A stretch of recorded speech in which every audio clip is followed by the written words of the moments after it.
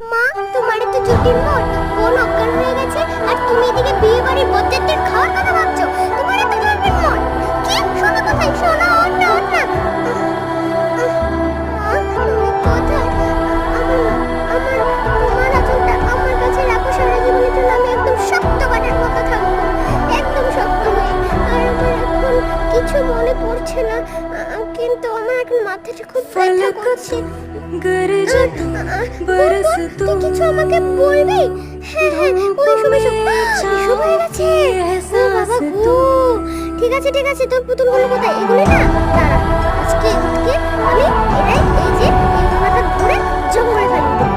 দাঁড়া, ইয়েস, এই লাইটারটা কোথায়? লাইটারটা जीत तू जान तू जहान तू हो गई इतिहास का ताज तू